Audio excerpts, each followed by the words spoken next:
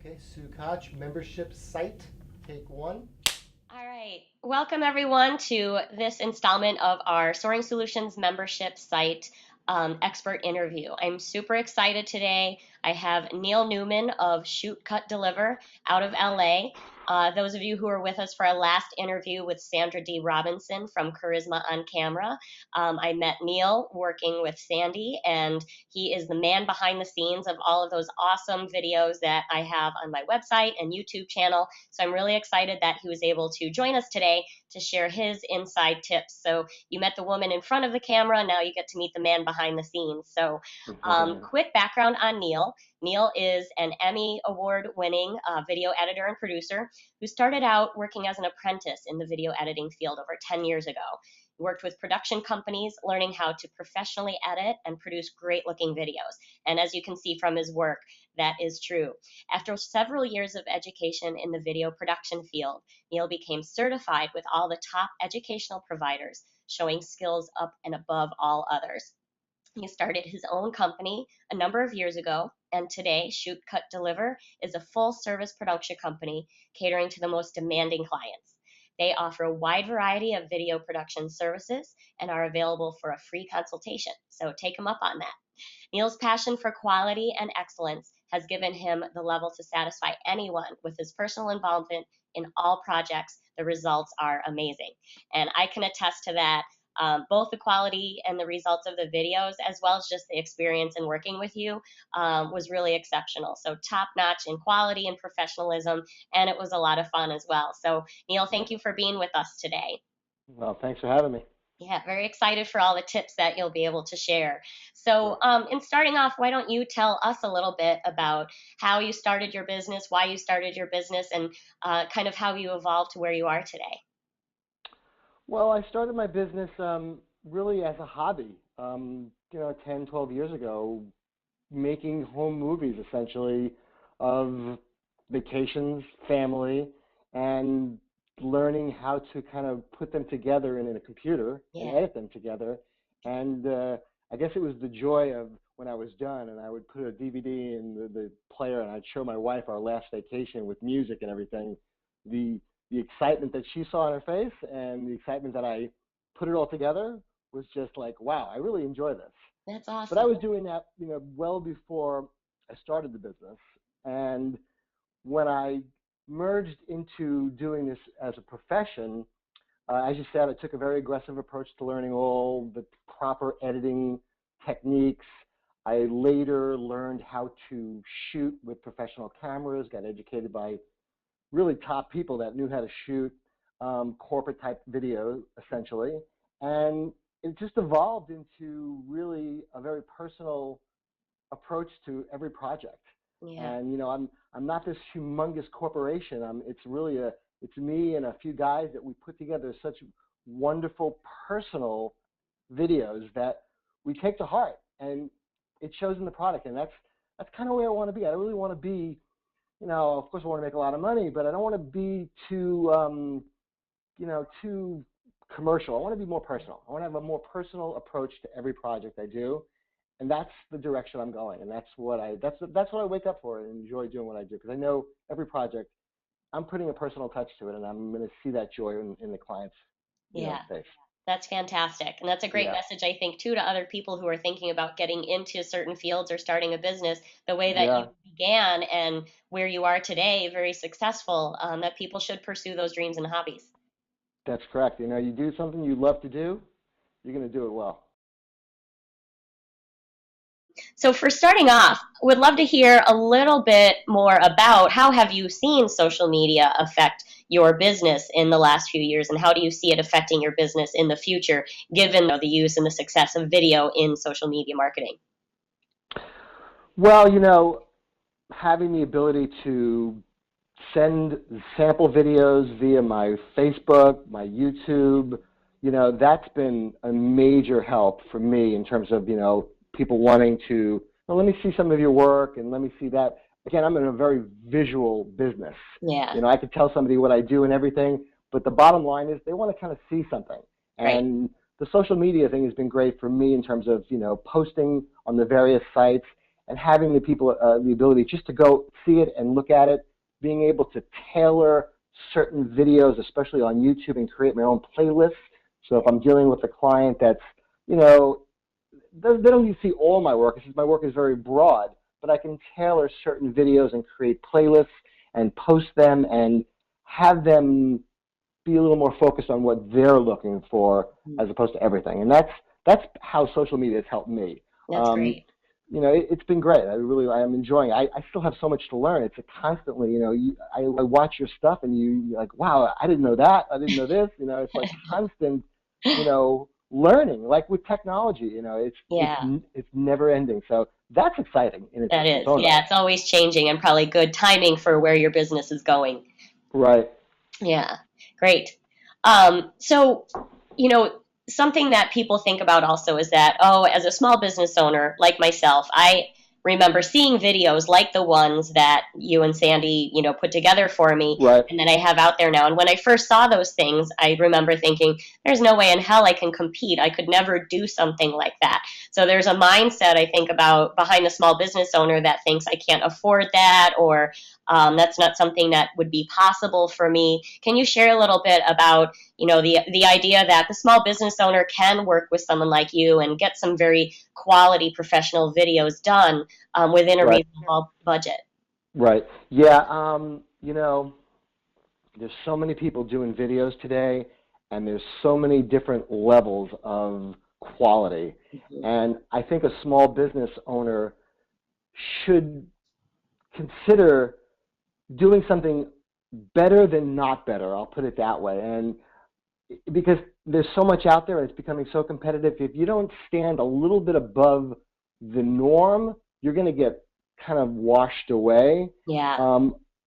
Simple video production doesn't have to be expensive, but you're better off sacrificing a big production and getting something done well, mm-hmm. proper lighting, proper sound, proper video picture, proper framing, because that's really what that's what the viewers see.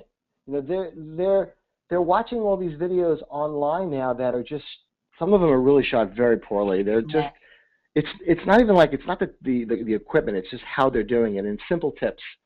And I think if they can invest a little bit in the quality of the production and cut down on other areas to keep it more affordable, mm-hmm. They can produce some great messages and look great and sound great. Because that's very, very important. Yeah. Yeah. And I know, too, in working with both of you, I learned a lot about video and doing things like this, mm-hmm. or doing my own videos, or how you do editing, that it did then facilitate my ability to at least do those little quick things and make them look better than maybe they would. Yeah, you'd be surprised if three little things that you do better make a huge impact. They really, really do. Yeah. They really do. Very important.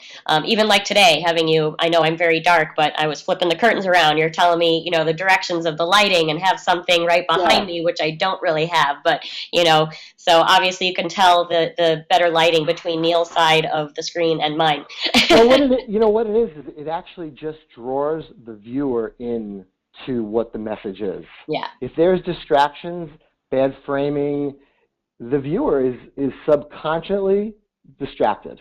And all of a sudden, that message that you're spending so hard a time communicating is being competed with distractions. That's a very good point. That's what it is. I don't know, like even in my framing, there's what's called the rule of thirds. Uh-huh. And where the viewer's eyes are naturally tend to go. Mm-hmm. And it's the third rule. There's three sections of the screen. And you want to make sure that you don't have a lot of headroom. Uh-huh. You want to make sure that you're kind of off a little bit to the one side, because it's more pleasing to the viewer, and the viewer will be more relaxed. And when they're more relaxed, the message that you're putting out gets to them faster. It's a known fact. Wow. That's a great tip, too. Yeah. Rule of thirds. So everyone remember that. Yeah, you see how I have a little bit of open area over here. Yeah. I'm a little more to the side. I mean, sometimes you see a lot of this now in like Discovery Channel. They give them a haircut. They cut the top off. It's all very warm and fuzzy, and it's personal. It's really very personal, and the message gets across better. Yeah. I really believe that. I've seen that. Yeah, and it works, and it's done with intention. That makes sense. Yeah. Yeah. It is. Perfect. So with talking about some of those tips, what are Mhm. some of the tools that you use as a professional that you might be able to suggest others, if they do want to shoot some video, or, if like me, I do a lot of video tips just like Yeah, this. What are some right. tools that you would recommend in addition to the lighting and the setting that someone can use to do that at home and really still produce a good quality, quick video clip for their audience? Well, again, it's just how they position themselves in front of the camera, um, making sure that they're delivering the best message. Rehearse a little bit what you're going to say. Those kind of things are, they go a long way because Yeah, they really generate the right message. If you right. take a little time on doing something, it's going to come across that way that you spent some time on it. Yeah, But lighting and the sound is unfortunately the most overlooked thing. Now I'm just using a yeah, iPhone, yeah. thing on my We're iPad. I'm actually casual have my here today. very casual. But Yeah, if I'm shooting a video, I always want to make sure that I have proper sound, and that just means even getting an inexpensive microphone that goes by your face. We see too many times people shooting videos from their webcam on their laptops, which is fine if you can take a couple of little tips and light it right and sit right. But the sound sometimes is so horrible. It's so echoey in a room, and again, distracting, yeah, subconsciously distracting to the viewer. So your delivery of what you're saying, you can be talking about science and everything. People don't, they're distracted. So it's really taking the time for these little things, the sound, the lighting, the framing of the video that could really, you can use anything. You can use your iPhone. If you can get these elements in place properly, you don't think you can do it yourself with the tools you have. Everyone has iPhones or right. webcams on their phones and iPads and in their computers. If it's just done with those proper little steps, Hmm. it'll look so much better. You'll Yeah, step above 90% of what people are shooting yeah. And it home can with. be done with small investments now. Like you said, technology is so advanced. Oh Are there yeah. any types of, microphones, headsets, or other things that you recommend a home user purchase to improve that audio? Um, not no particular brands. It's just that you always want to make sure, if you're using a microphone, that it's close to your mouth, Yeah. not way out here, Uh-huh. and talking like that. It needs to be where it needs to be because Yeah. it's those little things. It's really not the quality of gear you have. It's how you use it Uh-huh. that will set you apart. Because you can use inexpensive stuff the correct way and get much better results than using real expensive stuff the wrong way. Yeah. That's great. So So that's you a got great you got tip for everyone to remember is that you can do this using what you probably already have in front of you. It's just doing it the right way and applying yeah. some of these tips, playing around with it, practice, Mhm. watch it, do it again, see Yeah, what it that's a looks good thing. like. Do a little self-recording of yourself, and Yeah. then play it back and look at yourself. Are you competing with the background? Is the background, is there something distracting going on that's distracting the viewer? How does it sound? How do I look? And how Yeah. do I present myself? Those kind of things can really make a big difference if you can narrow those down and get rid of Yeah. those. Great. Yes, great tips. Thank you. Um, so another question for you is, as a video editing expert, are there some tips that you can give people as far as tools that are available, again, either for free or small investment, and some of the key things that people should do in the editing of their video to make it easy and simple for the general user, but again, to still produce a good quality result if they're doing something at home? Well, I mean, there's, our PC people, our Mac people, there's Yeah. all these, internal programs that are in these computers, iMovie and Windows Media Player that's in the PC world. Cameras, today, even our iPhones and our smartphones can take some really nice video. I Yeah. mean, you don't really need to go out and spend hundreds and hundreds and hundreds of dollars on these consumer cameras that could run $800-900 for a Hmm. consumer camera. Professional cameras can go up to thousands and thousands, but you can really take the qualities of what's out there, or the programs and the smartphones. If you wanted to purchase a little camera from the store, you get one that shoots high definition. Don't get one that shoots standard definition. Uh-huh. Um, there's a lot of little tools out there that are very affordable. And, editing, in terms of editing and how you put it together and deliver it, you want it to be, again, the way I always produce my stuff, personal. Yeah. You want to make sure that you're showing a personal touch in everything that you do, from delivering the message that you're trying to get across. If it comes from the heart, everyone, I produce a lot of great stuff, and people go, that was beautiful, that was so well done. It's well done because the talent was great, they were good, the location was beautiful. It's all those little things that we put together that made it look good. It wasn't just so much the editing. Yeah, sure, probably was a little bit, but it's everything that I put into it from the people that are involved. So the point is, if you got a good message and it's coming from your heart and it's strong and bonding, it's gonna be a better product than not. Even if it's just you in front of the camera, it's gonna be better. I always like when I edit things that I show emotions, in what I'm doing. Even if I'm talking and someone's talking on camera and they're getting a message across, if you can shoot some video of them, a more candid stuff, not looking at the camera, smiling, laughing, and intercut that with their message, you'd be surprised how effective that is when someone's talking about something that's so dear to their heart and passionate, and then all of a sudden the video cuts to just them smiling and laughing, and maybe you even hear them talking, but you just see them smiling and laughing. That impact is priceless. Yeah. It really is priceless. It's just, I've really developed a way of editing that to all my projects, that I get emotional shots. I call them cosmetic shots, and they're amazing. They're amazing to watch because the viewer can see, they hear the person and they see the person really into it in different angles, in different situations. Makes a big difference. Yeah, that makes a lot of sense. And it goes, I think, to also what, I talk a lot about in social media is humanizing your brand and yourself. And that really shows the person's true personality. They might have a script, but they're very passionate about it. But if you catch them in those off moments, you really see that authenticity. Definitely. It's so important. It really does. Yeah, very cool. So another question is, what are some things that you would recommend as far as topics or, marketing focuses that someone definitely, hire a professional to shoot and edit versus those things that people would do at home? So, for example, maybe someone's marketing videos for an event or sizzle reels, tips that they do, webinars, things like that. What are things you would say, absolutely get a pro, and then here are some of these other things that might be great for you to do on your own at home with the tools that are available? Well, I mean, if you're going to do any, production, if a business owner or a speaker is going to do anything that is going to be away from their home and at a venue, that's when I think you should hire somebody, instead of like you going and planning the whole event and then saying to a friend, here, put my camera up and just start playing when I start recording. You've got too many things going on that event, that project you're working on. You're dealing with too many things. That's when you really need to bring somebody else in. That really is their job, is to make sure they capture this moment of yours.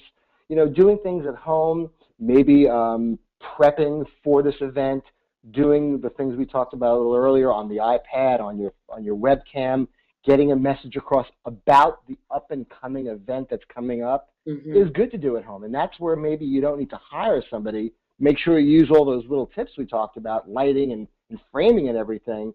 But that in conjunction to hiring somebody, at an event where your head is into so many other things, you're just trying to, you're dealing with so many other aspects. You can't do it yourself. You need to hire somebody to, shoot it, kind of like produce it essentially. Make sure, they're catching the emotions of the crowd when you're on stage and you're saying something that's compelling, and then there's a person in the audience looking like, yeah, I get that. If you can catch that, ooh, I tell you, that when you put that together in editing and edit it together, people like that. It's a difference. Yeah. Yeah, I mean, you're not going to get that if you go and do it yourself. You're just not going to, even if you have a very expensive camera and with great audio, you need somebody to kind of organize that end of it for you because you've got too many other things on your plate. Mm-hmm. Yeah, and if something goes wrong, you can't address it if you're just using your own You camera. can't address it. I Something mean, there. doing those little promos at home prior, that's good stuff to do at home.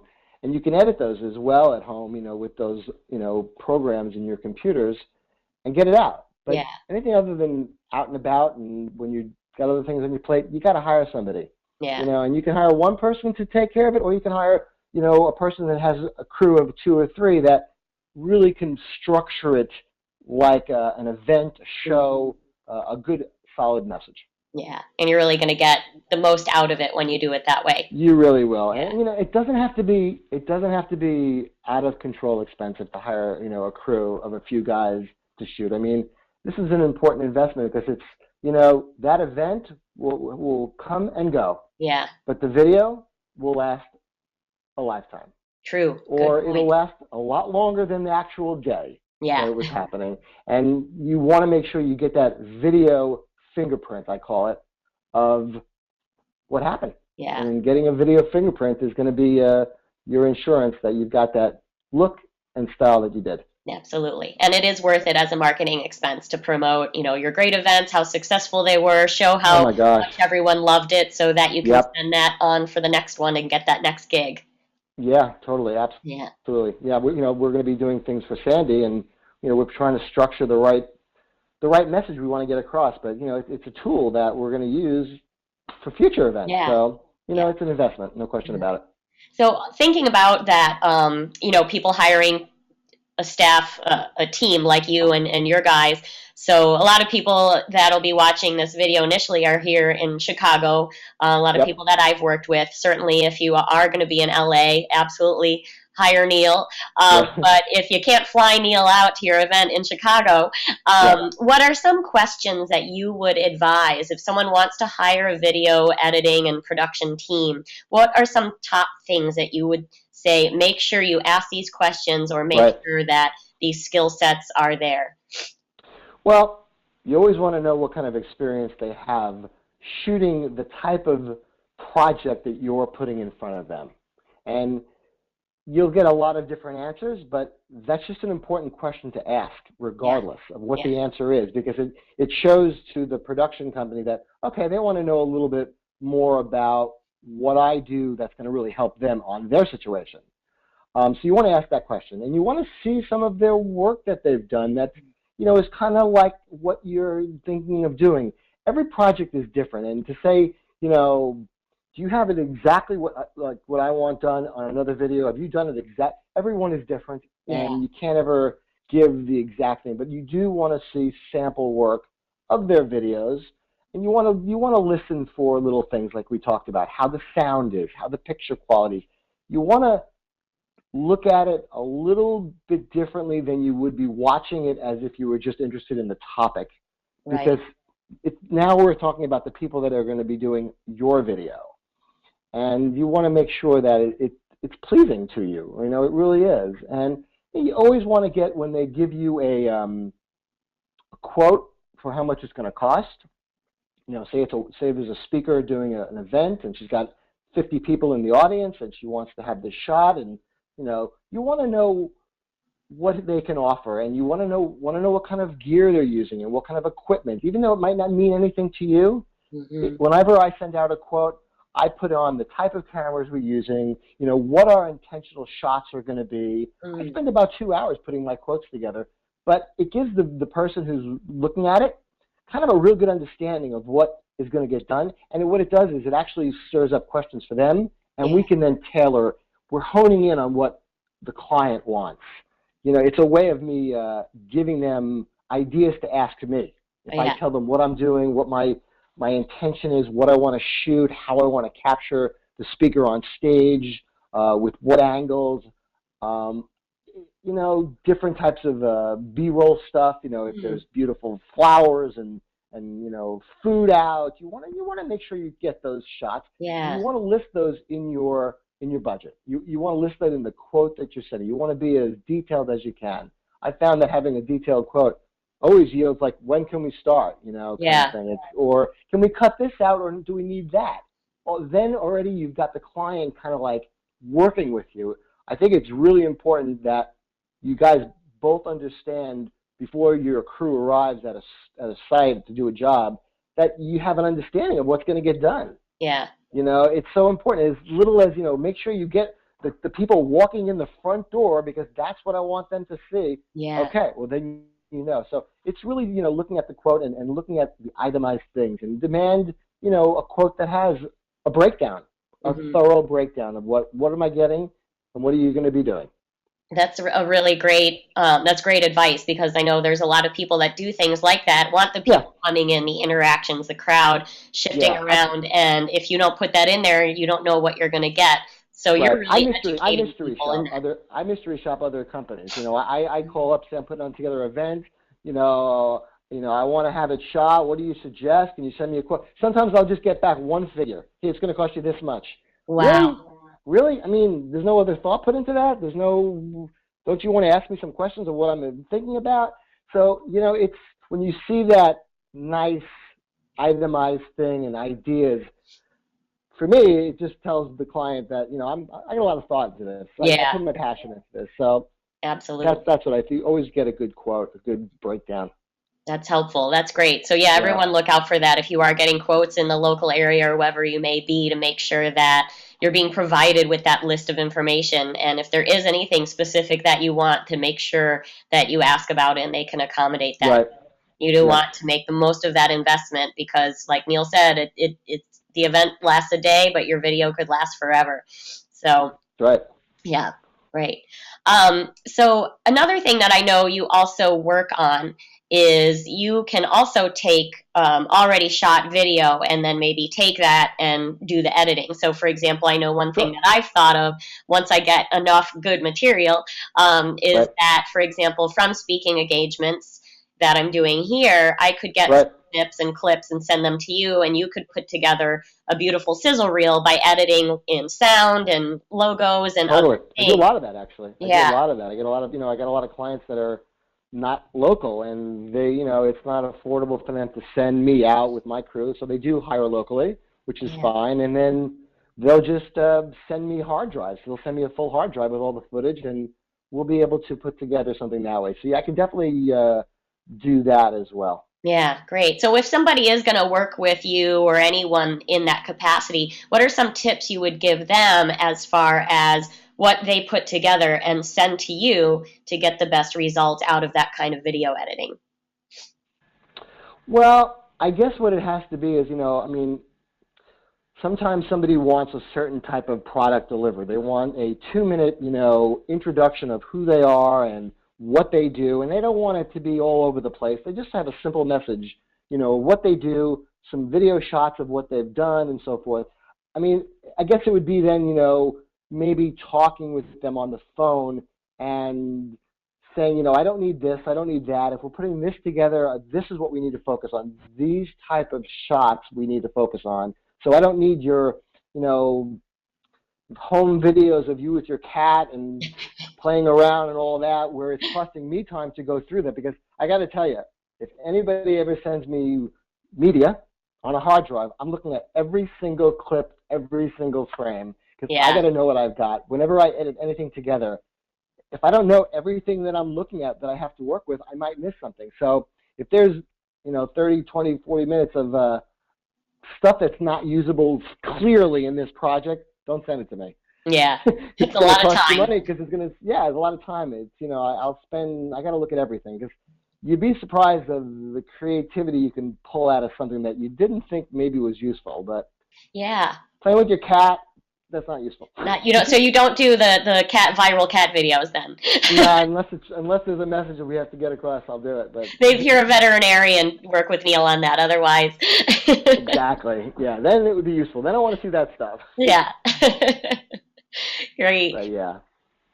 So from your expertise, what would you say, you know, if someone is trying to kind of get started, feel their way around doing some video on their own, maybe getting some support in video editing, what are like the top 3 tips that you would give someone to prepare themselves for starting to get out there in the world of using video for social media or marketing?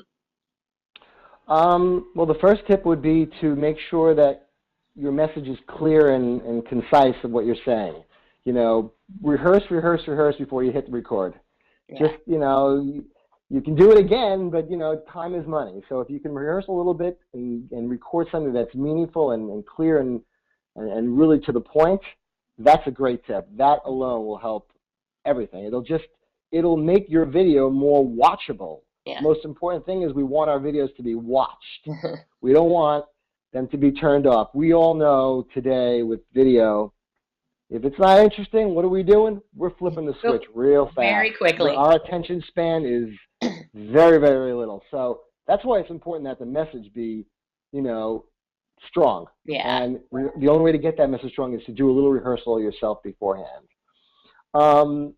You know, another tip of doing it at home, again, it's just, you know, make sure that your technical aspects are in line, you know, your sound, your picture, all that. Again, that's so very important because it's the overall product. You know, you want the viewer who's watching it not to turn away, not to be distracted, to get the message.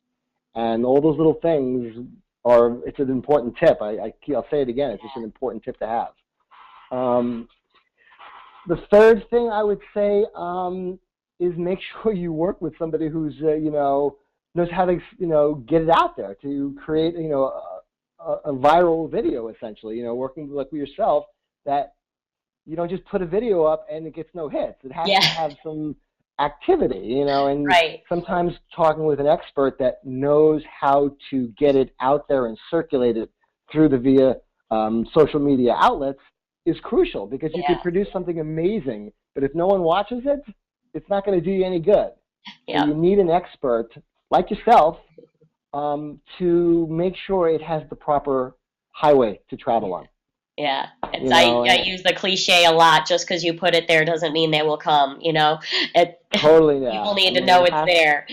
It has to know it's there, and you know, and check it. You know, as you put videos up, go back on and see how many hits it has, and maybe, you know, obviously all the keywords and the tags that are in all these places has to be the right ones, and discussing that with an expert can make a big difference on how quickly that video goes out there and how many people see it. Yeah, it's amazing how many videos that I still see people putting up on YouTube with such great intention. They'll create a video, it's got great content, and they've got no description, they've got no tags in it, and they've uploaded it with, you know, 0129.mov, and nobody's going to find that. How many times do you see videos on YouTube that have that? They don't take the time to just change the name of the video. You see a .mov or .wim, you know, for Windows Media. It's just change the name, you know. That's what people are saying. Even that makes a big difference. It really does. Yeah. Yep. Yeah. Well, I really appreciate you spending this time. I think we got a lot of really amazing tips from you today that I know people can go out and implement right away if they're trying to do this sort of thing. I do have one other question, actually. Should be a quick one. If someone does, say, have a fairly, you know, reasonable budget, they don't want to go out and necessarily build a home studio like Sandra D. Robinson yet, but maybe it's someone who can go out and buy a camera to get some really good clips and then work with an editor to put them together. What would you recommend to somebody as a good HD camera to go out and buy beyond the webcam and iPhone, but that might still be a budget-minded selection? You know, probably Canon would be your best bet for you know, higher consumer, lower professional type base cameras. Great. You know, you're probably going to spend, you know, a good $1,000 to $1,400 for the camera. That's going to really be able to do more than you ever thought possible, and create great looking videos, you know, in a controlled environment. You know, anytime you you go out in the field and you start doing things, that's when you have to kind of bump up your equipment, because it's the elements that you can't control that you need the technology to help you with. Yeah. But when you're in your home and then you're creating a little home studio that's not too crazy, you know, $1,000 to $1,500 Canon pro consumer camera. They've got various models out there. I like Canon because their price point is good in terms of the quality level, and you can get something relatively pretty good from them. That's great. And, putting together a little studio in your home, lights, there are a lot of inexpensive but decent quality light kits that you can purchase online that, again, in a controlled room, you can control them a little bit more and you're not fighting the elements of the unknown. Yeah. That can be, you can get a kit for, $300 with three different lights. And, you always want to be careful with lighting, and I'll just leave it with lighting in this, that there's two types of lightings. There's daylight, and then there's kind of what we'll say indoor lighting. It's actually a different color. And you want to make sure that if you're shooting in a room that has a lot of windows and you want to utilize the natural light, which is great to do, and you still need some other lights to purchase, you want to make sure you get daylight balanced lights as opposed to what's called tungsten lights, which are more warmer. It's kind of the light comes from your light bulb, and your light has got more of a warmer glow to it than actual daylight. It's two different colors. And when you mix those together, and big common mistake most people do, you get this kind of like milky color on the skin, and it's just wrong in every aspect. Well, what kind of light you have? It's all natural light that you have coming in. Yeah. And your face is from the daylight, so you're all daylight balanced. You might have what's called a practical light, which is like maybe I see in the far back there's a little lamp behind you. If that was turned on, you'd see how it would be much more orange. And that's okay, but if you buy professional lights, like if you didn't have that window in front of you, and you would need to light your face up. Definitely. You have to get some lights. You wouldn't want tungsten lights shining on your face, and in the background, that window, all the natural light coming in. You would see that something is not right here. So you want to make sure you get the right lighting for the room that you're in. Whenever you buy them, you should just talk to the people that, I'm going to be shooting in this my one room. I've got a lot of windows, a lot of daylight, or there's no windows at all. Then you can get a more tungsten light, a warmer light. So you want to make sure that you get the right lights for the room you're shooting in. Yeah, great. Those are great tips, because I know I didn't know about, the different types of light, the clashing. So I think that's going to be really helpful for people who want to go out, maybe make a small investment. And it sounds like too, a lot of people think of having a home studio and they just assume, oh, this is going to cost me $5,000 to $10,000. But you'll just explain that's not the case. So no, you can get it wrapped up for under $2,500. To be able to produce some pretty nice stuff. That's good. So if you're going to be doing a lot of that could be a worthwhile investment, certainly. Totally. And then send those clips on over to Neil to help him make them look nice, professional, personal, and snazzy. Yeah, totally. No, thank you so much for your time today. Oh, thanks would for love having to me. leave everyone with, if they do want to, touch base with you for a consultation, maybe get some editing work done, go ahead and share any of your best contact information. I'll make sure it's also put into the video before I send it out as well. Well, my website is shootcutdeliver.com. You can get a hold of me at neil@shootcutdeliver.com. If you want to see more of my work, although it's on my website, my YouTube channel is really my home base for all my videos, and my YouTube channel is Shoot, Cut, Deliver, and you can see, hundreds of different types of videos that we've done. And you want to, call me, you can call me on my office phone, which is a local number of 818-921-0163. That's my office local phone. Or again, give me an email at neil@shootcutdeliver.com, and I can talk to you and guide you. Great. Thank you so much, Neil. And like I said, I can attest to the great work that he does, and he's also a lot of fun to work with. So if you want that personal touch, get some cool stuff going out there, give him a call. So I hope you guys all got a lot of great tips today. If there's any other questions, feel free to follow up with an email to me or Neil. And see you on the next one. Great. Thanks, Sue.